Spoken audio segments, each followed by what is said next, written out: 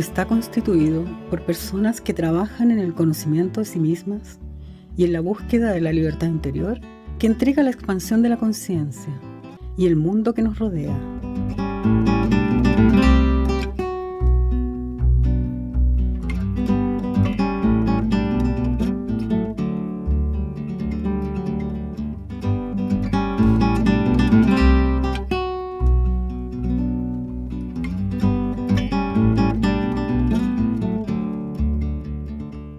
El tema que nos convoca hoy día es un tema que es una mirada.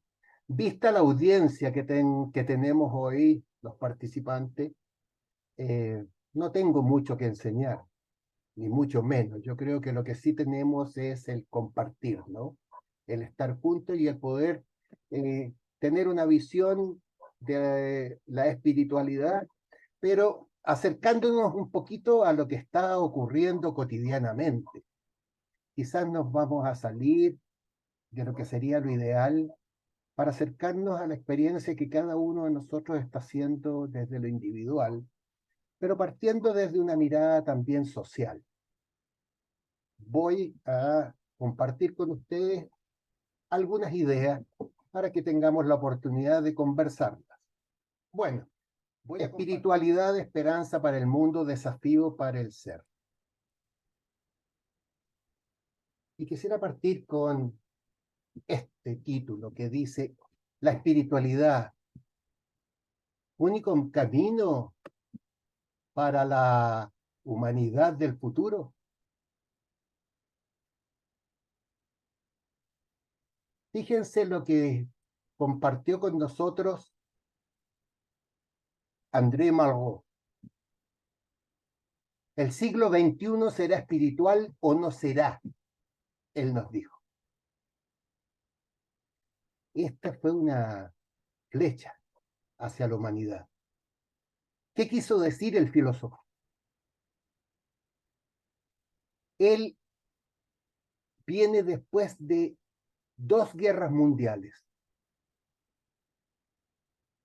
Con la vivencia de esas 2 guerras mundiales, emite esta frase: el siglo XXI será espiritual o no será.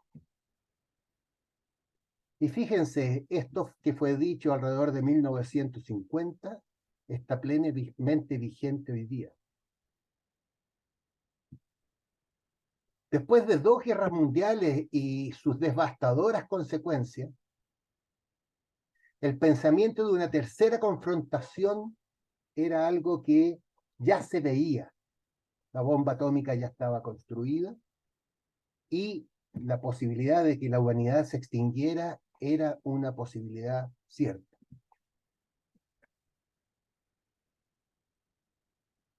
Y hemos avanzado ya un quinto del siglo XXI. Y entonces nos podemos preguntar, ¿qué es lo que vemos hoy día en el mundo?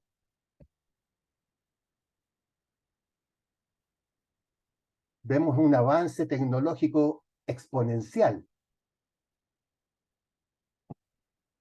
Una inteligencia, la irrupción de la inteligencia artificial con sus tremendas ventajas, pero con sus enormes también peligros. ¿Quién define o selecciona los conceptos que vierte la inteligencia, la inteligencia artificial? Es una de las grandes disyuntivas, entre otras, que existe hoy día. ¿Quién define o selecciona los conceptos que vierte? Y una de las acusaciones que tiene la inteligencia artificial hoy día es que puede discriminar, también puede tener acceso a nuestra privacidad, y como ya se ha visto, puede suplantar.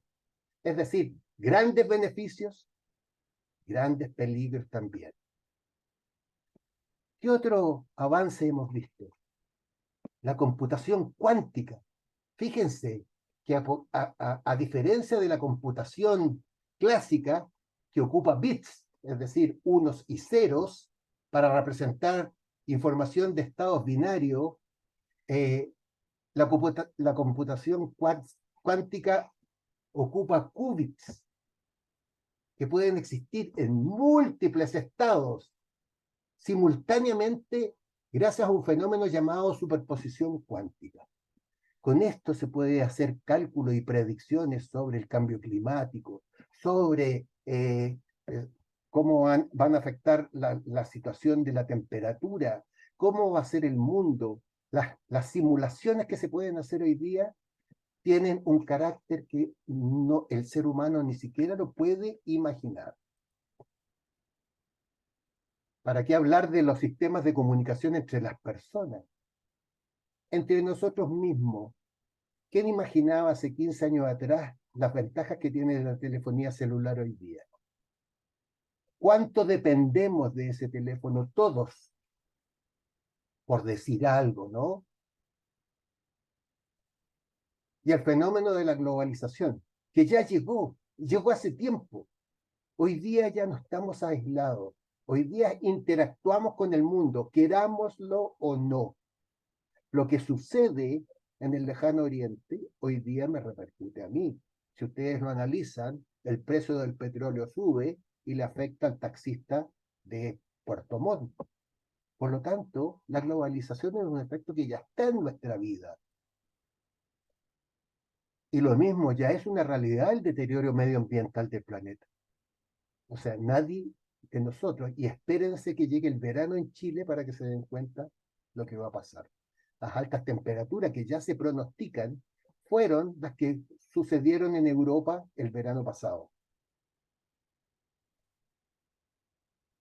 Las guerras y los conflictos continúan con fuerza en el mundo. Creo que no es necesario que yo se los recuerde. Entonces, avanzado un quinto del siglo XXI, ¿qué estamos viendo en la sociedad? ¿El siglo XXI será espiritual o no será? Todo hace precisar que pareciera ser que estas fuerzas nos siguen empujando a pesar nuestro como sociedad. La inmigración como fenómeno mundial. Los países antes estaban aislados, pero hoy día la gente se mueve y no solamente lo estamos viviendo en Latinoamérica, lo estamos viviendo en todo el mundo, con todo lo que esto significa y las implicancias que tiene para el futuro. Se dice que en el futuro ya los niños que nazcan van a ser mucho más unidos y mezclados entre otros países como lo era hace 50 años atrás. Por lo tanto, son fenómenos que nos vienen a impactar, ¿no? La sociedad líquida. Este título que es de Bauman nos habla de que el fenómeno social también cambió. Cuando nosotros estudiábamos el siglo pasado, los que estudiamos en el siglo XX, estudiábamos a un gran maestro que se llamaba Max Weber y que escribió una obra maestra acerca de la burocracia, se llamaba. Pero él no entiende el concepto de burocracia como lo entendemos nosotros ahora. Para él era el orden que tenían las empresas y las organizaciones para que funcionaran, ¿no? Era la forma de moverse de las organizaciones. Entonces, habían ciertos fenómenos que eran típicos. Una persona entraba a un trabajo y jubilaba en la misma empresa. Qué sé yo, la vida de los seres humanos estaba como muy bien compartimentada y todo el mundo sabía hacia dónde iba. Qué sé yo, educación básica, educación media, universidad o estudios técnicos, después el trabajo en una sola empresa, casarse, tener familia, jubilar, morir. Todo clarito. Hoy día esas cosas están cambiando drásticamente. Ya lo social ha ido cambiando. Hay un culto al individuo, dice Bauman. Somos consumo, aunque no queramos querer. Vivimos inmersos en la sociedad de consumo y a lo mejor hasta un poquitito inconsciente, pero estamos inmersos en ella. La irrupción del populismo, es decir,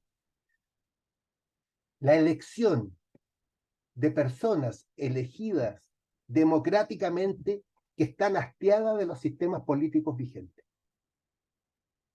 Y surgen estos líderes, estas personas que se destacan por muchas promesas que la gente los reconoce y los elige hastiados, molestos por los problemas de los sistemas políticos actualmente vigentes.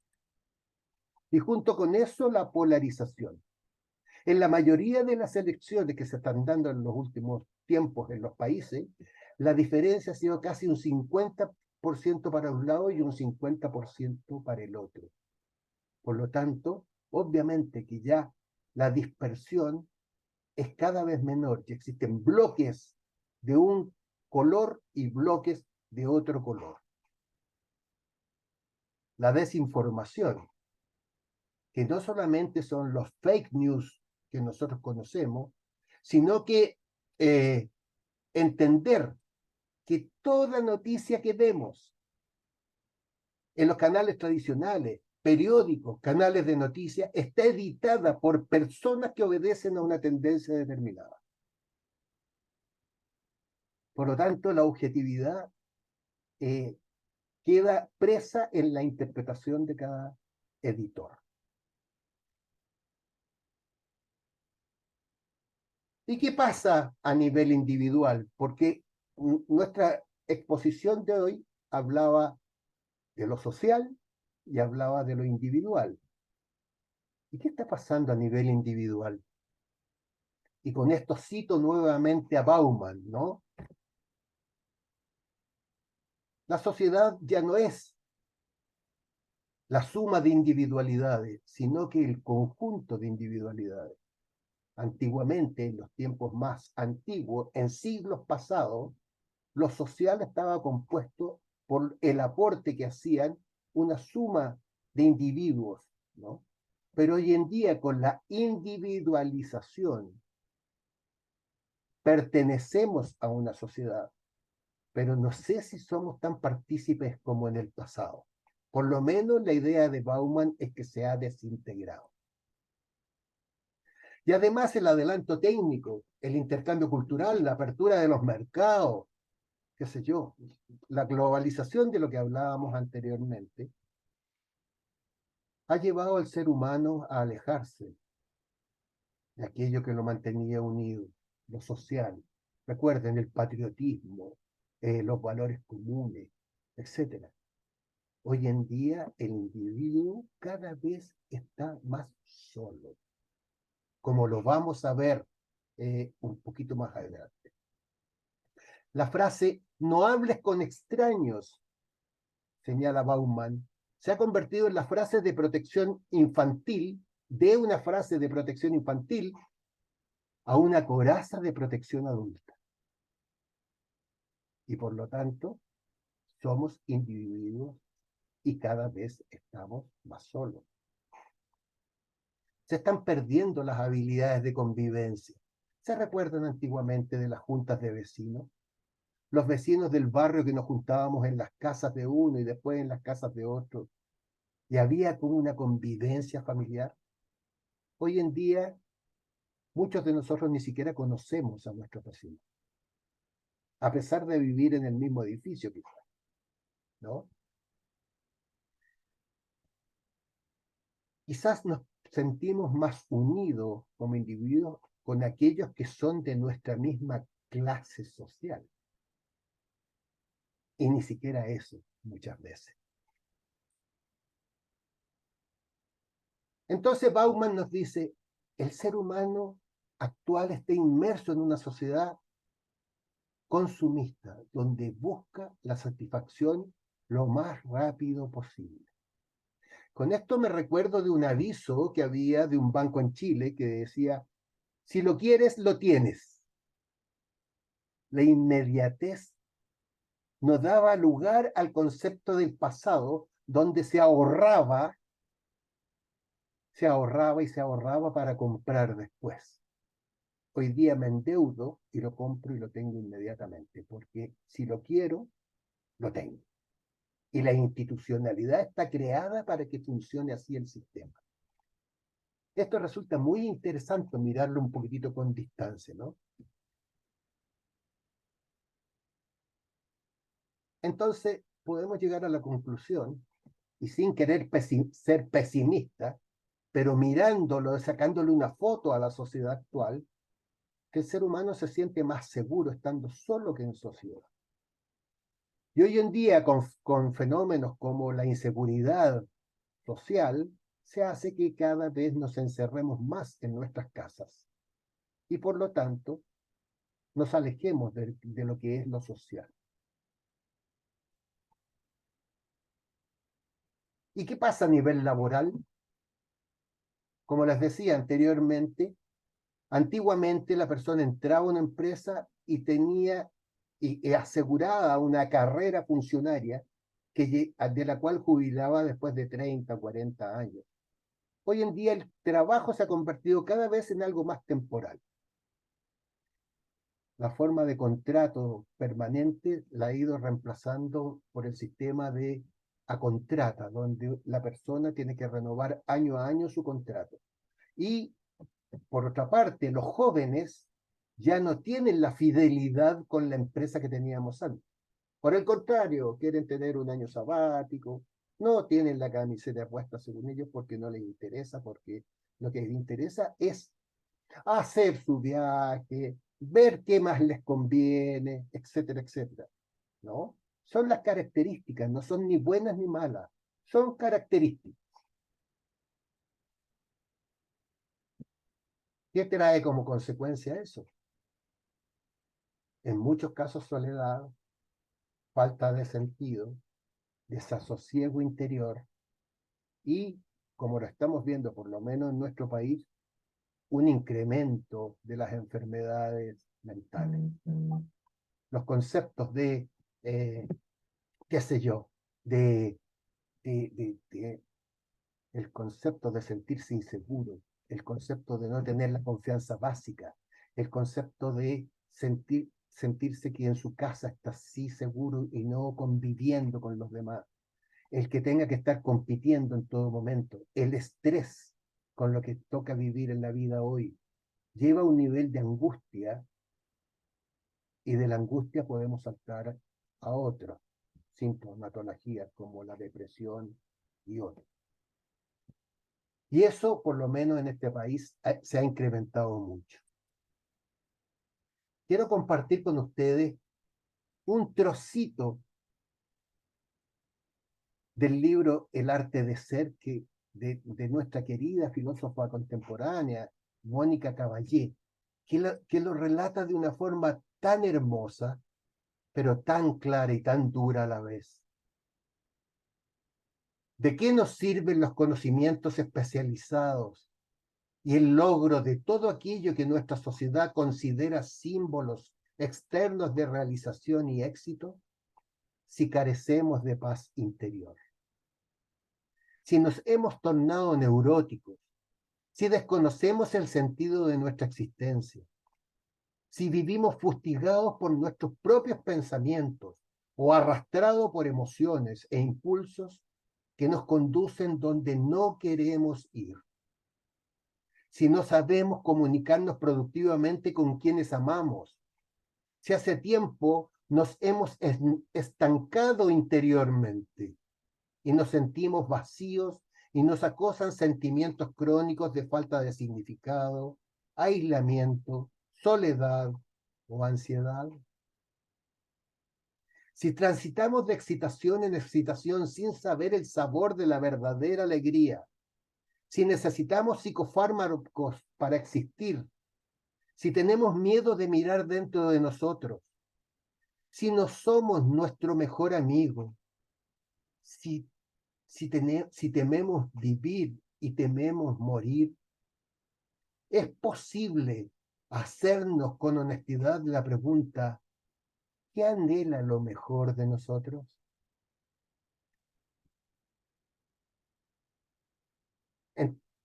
Entonces podemos abrirnos a la esperanza del futuro.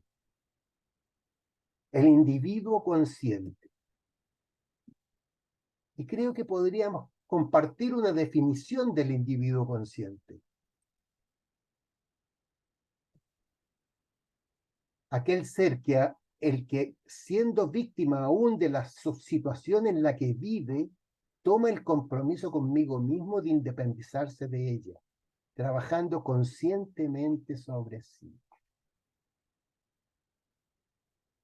Por distintas razones, en cada uno de nosotros hay un momento en que decidimos actuar sobre nosotros mismos, no seguir obedeciendo ciegamente a lo que nos indicaba Mónica, y percatándose que la acción la debe tomar uno por sí mismo, comenzando un proceso de búsqueda. Tomar la vida en las manos, no dejarse llevar por los miedos, pensamientos o emociones que lo mueven constantemente, y ser curioso y aprender de sí. Entonces llegamos a la conclusión de que se hace necesario producir en mí mismo los cambios que quisiera ver en los demás y en la sociedad, como primer estandarte para lograr esta independencia del individuo consciente. ¿Y por qué hablamos de espiritualidad? Y aquí podemos compartir, porque todos hemos trabajado sobre el concepto de espiritualidad. Vamos a un poquito a la sala de clase. Etimológicamente, espíritu viene del latín spiritus, que significa aliento o respiro, y del griego neuma, que significa aliento vital, aliento de vida del ser humano. Eso es espiritualidad, de acuerdo a su definición etimológica. Esta definición le da un carácter profundamente humano a la espiritualidad, profundamente nuestro, y lo aleja de una acepción religiosa que lo tuvo durante mucho tiempo, ¿no? Aliento de vida. Pero aliento de vida, pero no estamos vivos en la vida cotidiana. ¿Y a qué vida se está refiriendo esta definición? Entonces necesitamos reconocer el espíritu en nosotros. Pero esto no es teoría. Necesitamos encontrar el espíritu en nosotros y darnos cuenta de que nos acompaña siempre, está en nosotros y es nuestro impulsor de la vida. El desenvolvernos entonces nos entrega un sentido de paz y vida interior. Podemos decir, les ofrezco para que conversemos, podemos decir que el espíritu está en una dimensión distinta a nuestra biología.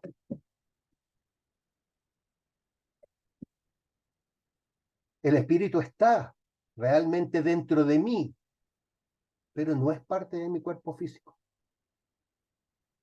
ni de nuestra mente, ni de nuestros sentimientos. ¿Y dónde está entonces? En una dimensión distinta, pero actúa, y ustedes lo habrán notado, activamente con nuestra mente y sentimientos. ¿Puedo ubicar el espíritu dentro de mí? ¿Puedo decir dónde se halla? ¿Lo puedo observar e identificar con toda claridad, así como puedo ver mi mano? No es posible, pues mi espíritu parece inabarcable, indefinible, pero sin embargo se manifiesta.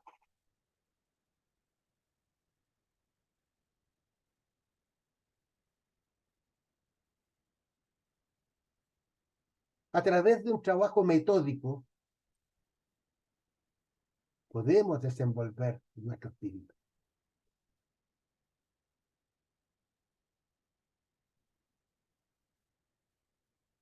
¿Cómo nos acercamos a este espíritu?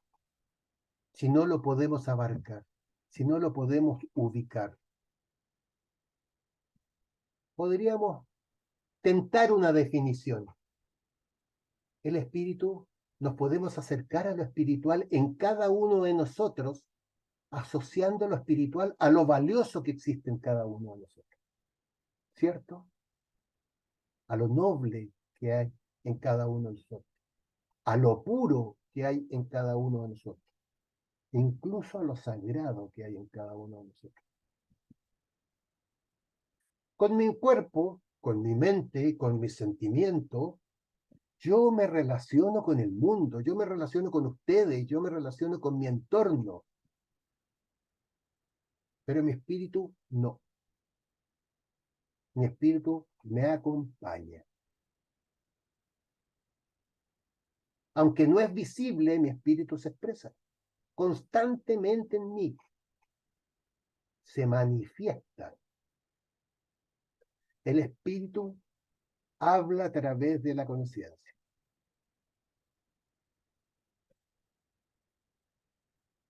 Me habla y cuando no lo escucho, se convierte en inquietud.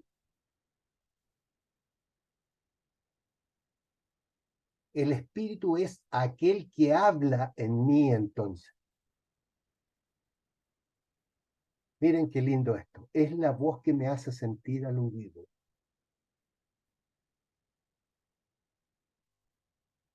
Al espíritu yo no lo puedo encasillar en definición. No lo puedo conceptualizar. Y por ser creación constante, es eminentemente libre. Puede volar a ámbitos que ni siquiera yo me imagino que podía lograr y relacionarme con misterios que yo ni me imagino. El espíritu me acompaña en todos los aspectos de mi vida. Puedo asociar entonces lo espiritual en mí asumiendo la vida que me toca vivir. El espíritu me permite relacionarme con el dolor, poder entregarme a él, llorar, hacer duelos, resignificar y volver a vivir con esperanza. Es un proceso que cambia orgánicamente nuestra forma de actuar, pensar y sentir, generando en nuestra vida un proceso de coherencia cada vez mayor entre actitud, acción, pensamientos y sentimientos. Y eso quizás lo podríamos englobar con una frase. Eso es vida espiritual.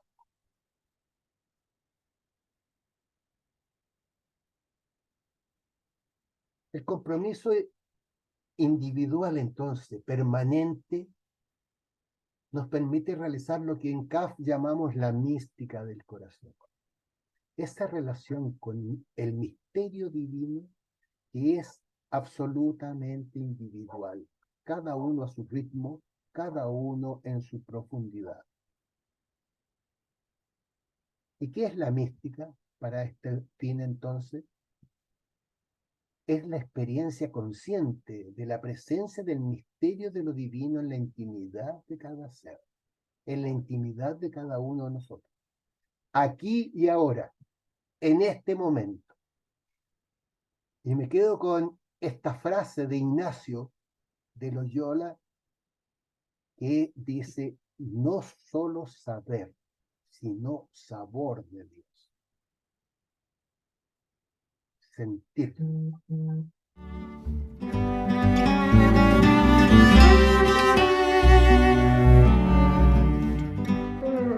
Rivero nos hace la pregunta, te hace la pregunta, ¿cuál es la diferencia entre espíritu y alma? En CAP tenemos una enseñanza al respecto que se llama los instrumentos del espíritu.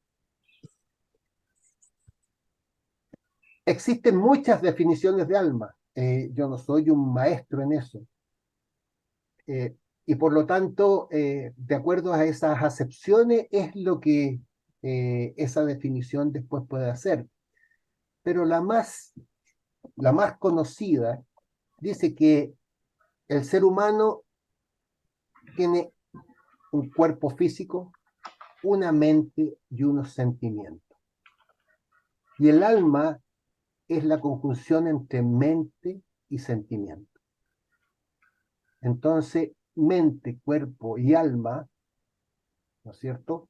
Sentimientos, emociones, toda esa parte que es un poquitito inasible, como les decía, forma parte, desde mi perspectiva, pero no tiene por qué ser esa una definición a rajatabla, es la definición entre espíritu y alma. El alma es un componente físico, componente del ser humano. El espíritu es inherente al ser humano desde esta perspectiva, ¿no? Pero es una mirada solamente, es una mirada. No sé qué les parece al resto de las personas, porque este es un tema que todos estamos experimentando. Lo interesante es darnos cuenta que somos partícipes, tenemos la espiritualidad en cada uno de nosotros, así como tenemos chispas de divinidad en cada uno de nosotros.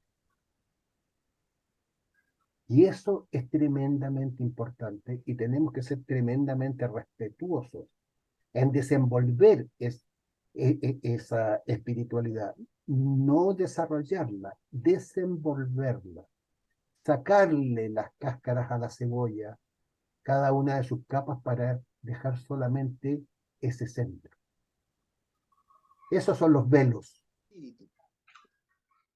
Como decía Manuel o lo insinuaba en algún momento, hay muchos términos que usamos los seres humanos y que, aunque muchas veces ya están definidos, no dejan de ser ambiguos. Por ejemplo, conciencia, qué sé yo, o el término alma. Entonces yo pensaba con respecto a alma, que me parece que tiene un componente activo y uno pasivo. Es decir, el alma es al mismo tiempo un observador, que sería la parte pasiva, pero también actúa porque toma decisiones, de alguna manera interactúa. Entonces es un elemento activo, piensa, discierne y a partir de ahí toma decisiones. Me parece que ese componente hace la diferencia porque está más cercano, es como un puente entre lo más espiritual y el mundo físico. En cambio, el espíritu es más bien como lo que decía Manuel, según la definición, lo que impulsa. Lo que impulsa esos otros componentes que tenemos, ese sería como el espíritu. Quería hacer, porque me quedé pensando, vos decías alma y espíritu, ¿no? Tu visión, porque quizá hay tantas visiones como personas, ¿no? Sobre eso, ¿no? Yeah. Y una de las cosas que pensaba yo, ¿no?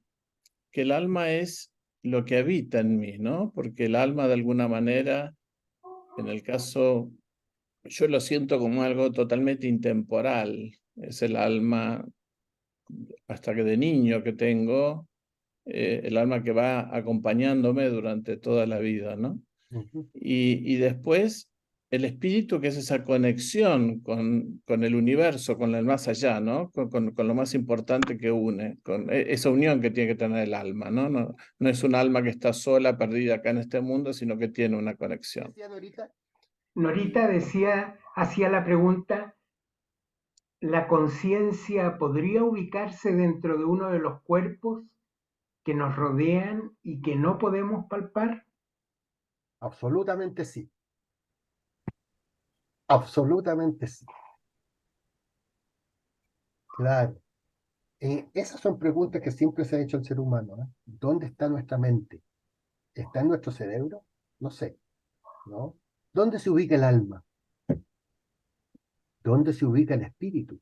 Por eso, en toda la mirada que se tiene sobre la espiritualidad, he tratado en esta conversación de que la llevemos al plano cotidiano, nuestro, de cada uno de nosotros, para que la sintamos inherente y nos sintamos muy bendecidos por el hecho de poder tener esta posibilidad de conciencia sobre nuestra espiritualidad, ¿no? Sacarle la acepción antigua, quizás, de lo religioso y entender que potencialmente, o sea, somos seres espirituales haciendo una experiencia humana. Esa frase obviamente que no es mía porque es demasiado linda, pero sí que es muy sabia.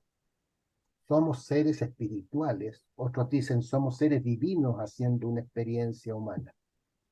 Entonces, desde esa perspectiva, qué lindo poder darnos cuenta de esto y qué oportunidad nos ha brindado la vida de poder trabajar sobre nosotros mismos para llevarnos a esta posibilidad.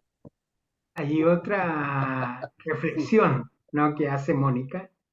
Dice la importancia del método, la ascética y la mística del corazón. La constancia, el trabajo diario con nosotros mismos y desde allí para los otros. Así es. Exactamente, exactamente. Yo concuerdo, Mónica, completamente contigo. El concepto es la egoencia, ¿no? El trabajo con uno mismo constante, pero más el concepto de trabajo a mí, bueno, la acepción que uno dice, es un esfuerzo, qué sé yo. Eh, pero sí, es un quehacer, es un afán de estarse mirando constantemente, estar deteniéndose.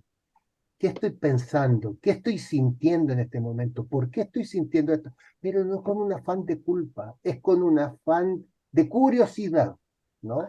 De curiosidad. ¿Por qué pienso como pienso? ¿Qué se está moviendo en mí que estoy sintiendo justo esto? ¿No? Eso me llama a la curiosidad para conocerme.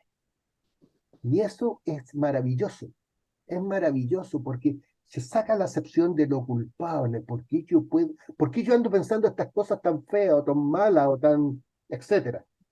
Más bien es curioso de dónde viene este pensamiento, por qué yo lo tomé, por qué lo estoy alimentando, por qué lo hice mío, versus dejarlo, mirarlo y dejarlo volar como una mariposa. Sí, sí, quizá la palabra trabajo por ahí es referido a este compromiso bueno, tomarnos un momento para meditar, para hacer oraciones, para detenernos, ¿no? El tema de la detención es muy importante porque en estos tiempos que vivimos es casi como un lujo, diría yo, ¿no? A veces, detenerse. Entonces, todo esto, yo puse esta palabra trabajo, pero creo que todo esto es, bueno, los que estamos en el camino, los que estamos comprometidos a desenvolvernos, y la conciencia no es más que ese darse cuenta de uno mismo, de las cuestiones que nos pasan, ¿no? Yo digo, cuando yo ya me doy cuenta qué está pasando por mí, y ya tengo bastante el camino recorrido, digamos, ¿no? Después veré, pero el darme cuenta es esa la conciencia. O esa vocecita que dice, sí, Mónica, no, Mónica, claro, que a veces no le damos bolilla y realmente es lo que nos está diciendo, bueno, a ver, por acá sí, por acá no, estar atentos, ¿no? Que se habla tanto de la atención plena, estar atentos. Eso es lo que yo puse como trabajo, ¿no? Que quise expresar, digamos. Oh, Carloño hace la pregunta, como este es un programa patrocinado por CAF, ¿no? Entonces, ¿cómo contribuye CAF en las circunstancias actuales que vivimos los seres humanos en este siglo? ¿Qué les parece a ustedes la frase que salió de ahí mismo de la exposición? Poder hacer en mí lo que yo deseo y sueño para el mundo. Para mí representa un desafío constante y junto con lo que decía Mónica es el alimento del día a día para poder ser más consciente. ¿Cómo voy a criticar la guerra en el mundo si yo a veces tengo pensamientos de rabia, tengo impulsos, no sé controlarme?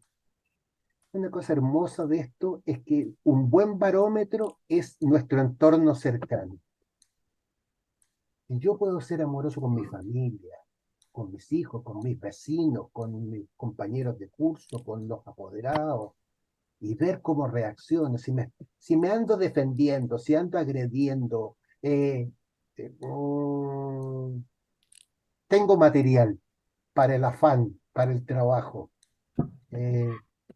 No como, insisto, como una culpa, sino como un elemento que me permite ir mirándome e ir avanzando, dándome cuenta, ¿cierto?, de lo que está pasando por mí.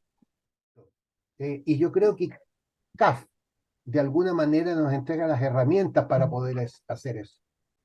¿Cómo contribuye CAF en las circunstancias actuales?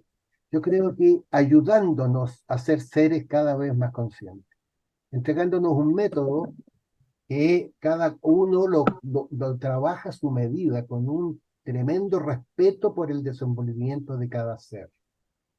¿Cómo contribuye acá en las circunstancias actuales que vivimos los seres humanos en este siglo? Entregándonos una enseñanza sabia, entendiendo que no hay maestros, sino que somos todos compañeros de camino y que queremos lo mejor para el mundo, cada uno de nosotros, ¿no? Es un ideal.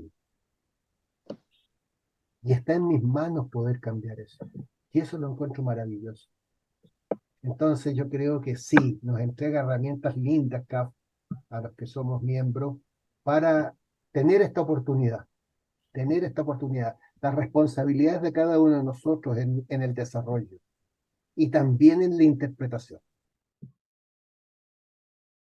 El ancla, simbólicamente, en todas las culturas clásicas, ha representado frente a la movilidad del agua o del mar, frente a la incertidumbre, la crisis, el sufrimiento, las pérdidas, las enfermedades, representa el ancla a la esperanza, en el sentido que es aquello que va fijando, que te ata, te inmoviliza y te asegura para no ir a la deriva. La espiritualidad nos regala la esperanza en el fondo de dos cuestiones, de sentir que tenemos instrumentos y tenemos posibilidades personales y propias para poder atravesar situaciones complejas y difíciles y salir de ellas. O por último, experimentar el sufrimiento, el dolor de una manera que es distinta. Entonces, son como herramientas como existenciales. A eso me refiero en ese sentido, digamos, de que la perspectiva que nos está regalando Manuel es como anclarnos en nosotros mismos en un mundo interior, ¿no? Me surgió en este diálogo, ¿no?, que tenemos que a mí fue muy significativo, porque este trabajo de Goencia, ¿no? Y respecto a todo el diagnóstico que hiciste al inicio de la presentación, nosotros este trabajo espiritual, podríamos decir, no nos ayuda a la sociedad en que vivimos, ¿no? A lo mejor sería más fácil irnos a la montaña, irnos a hacer este trabajo en silencio, ¿no?, y soledad, a otro lugar más grato, ¿no?, al Valle del Elqui, donde las energías se confluyen. Y me acuerdo en una reunión también, una hija de comunidad de CAF, muy querida, entonces viene y dice, pero en esa situación, en el Valle del Elqui, en la cima de la montaña, uno no se libera, uno se libra, pero no se libera, ¿no? Cuando uno trabaja aquí, y es lo que hacemos el trabajo, y por eso tan coraje y tan impresionante este trabajo espiritual, ¿no? Lo hacemos aquí donde las papas queman, ya con nuestro día aquí, donde las cosas no son fáciles, justamente porque cada paso que damos no lo estamos dando en forma individual, sino cada paso es un paso que lo da toda la humanidad, ¿no? Así que eso me surgió esa reflexión respecto en este diálogo. Coincidís, pensaba, la humanidad ha vivido tiempos difíciles también anteriormente, ¿no? Revolución industrial, un montón de cosas. A diferencia de esas épocas, ¿vos no notás que quizá hay una búsqueda mucho más de lo espiritual en esta época, ¿no? Absolutamente. Gracias. Sí, claro que sí, Claudio. Incluso estadísticamente hablando, yo no sé, pero en Chile se hizo una encuesta muy importante entre los jóvenes de Chile, eh, y, y no solamente entre los jóvenes, y descendió la religiosidad y aumentó la espiritualidad. Esa era la conclusión, a grosso modo. Mostraba las cifras y todo lo demás. Después lo mostraba por estratos de edad, etcétera, etcétera. La juventud se ha alejado mucho de la religiosidad. Acá en Chile, por lo menos en comparación, y en el mundo yo lo siento, lo estamos conociendo cada vez más, las distintas miradas, los distintos caminos, en efecto. Por distintas sendas se llega cima de la montaña, decía alguien. Y por lo tanto, obviamente que distintos seres humanos con distintas inquietudes están explorando, y yo creo que nosotros estamos haciendo en CAF el aporte que nos corresponde hacer en la experiencia diaria que estamos realizando. Pero efectivamente, claro que sí. Yo tengo una gran esperanza de eso, digamos, ¿no? Y le tengo un profundo respeto y admiración a cada uno de los caminos espirituales por la experiencia y por la enseñanza que también ellos nos entregan. En eso tal vez uno podría comentar en este ámbito social que tú planteabas. Claro, nosotros nos bombardean de noticias negativas, pero muchos caminos, muchas obras se están realizando en pos de este despertar espiritual, ¿no? De este despertar en la humanidad. Efectivamente. O sea, así como no podemos ver la electricidad, sin embargo tengo prendida una ampolleta, una bombilla, creo que dicen ustedes en Argentina. Yo soy un profundo creyente de las energías que fluyen en el mundo. Y pienso que en la medida en que se aumenta la intensidad de la vibración es cada vez más tenue, pero existe. La vibración que emite un buen pensamiento, la vibración de una oración, lo que pasa en las salas de oraciones, por ejemplo, efectivamente debe contribuir energéticamente de una manera tremendamente importante. Lo que pasa es que no lo vemos, pero sus frutos se dan, ¿no? También la dimensión del tiempo en que se den los frutos no son las lineales que estamos acostumbrados a hacer, ¿sí? ¿No?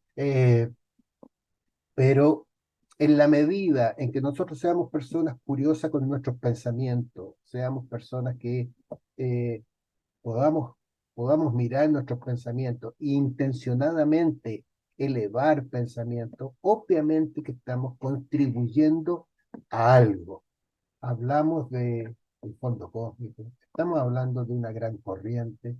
Bueno, son términos que estoy seguro en los años posteriores se van a ver, ya van a ser parte del campo científico, tal como ya muchas de ellas ya lo son. Por lo tanto, concuerdo plenamente con eso, el aumento de la vibración, sobre todo de la alta vibración, de la tenue vibración, claro que va a contribuir al despertar de la conciencia. Un minuto, así que le vamos a dar paso a Mónica, que tiene la mano levantada, y ya con eso estaríamos Por cerrando. otro lado, con esto que estuvimos hablando, estaba pensando en los aspirantes, ¿no? Hablo de este camino de CAF o cualquier otro camino espiritual. Así es. Entonces digo, a ver, ¿qué pasa con los aspirantes? ¿Cómo puede llegar a entrar alguien a CAF? ¿Por lo que yo le cuento que hago o por lo que soy? Es. ¿Soy amorosa conmigo mismo? ¿Soy respetuosa? Entonces, desde ahí, bueno, el otro seguramente, si lo puede ver, lo puede percibir, porque yo lo trabajo y lo muestro, yo creo que va a entrar más en este camino como cualquier otro, por ahí, que por lo que yo le pueda contar. Oh, meditamos, hacemos esto, hacemos... Y bueno, está bien, pero en línea a lo que veníamos hablando, ¿no? Cómo están creciendo los caminos espirituales, que es una realidad. Pero pensando en CAF, bueno, ¿cómo sería entonces para un aspirante? ¿De qué manera? Lindo lo que dices, Mónica. La verdad es que el concepto de presencia de ser y presencia del hacer, digamos, ¿no? La presencia de ser, sabe que no la podemos cambiar, no la podemos disfrazar. Somos como nos ven el entorno. Así lo veo yo por lo menos.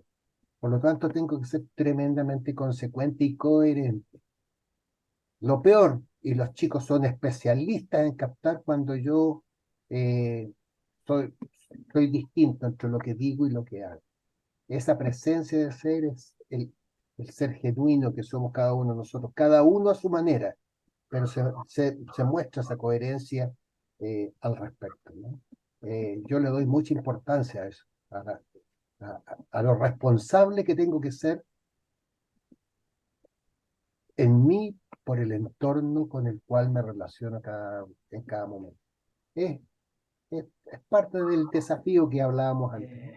Muchas gracias. Creo que este equipo que hemos formado, todos los presentes hoy día, ha sido de una riqueza infinita. Cuando seres humanos con una linda intención nos reunimos a conversar lo mejor para el mundo, surge algo que es fuerte, que definitivamente ayuda. Somos como los virus del amor, digamos, ¿no? Ojalá se puedan expandir, ¿no? Y multiplicar.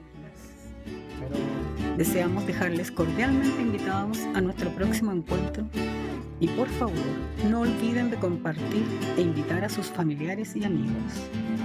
Tengan todos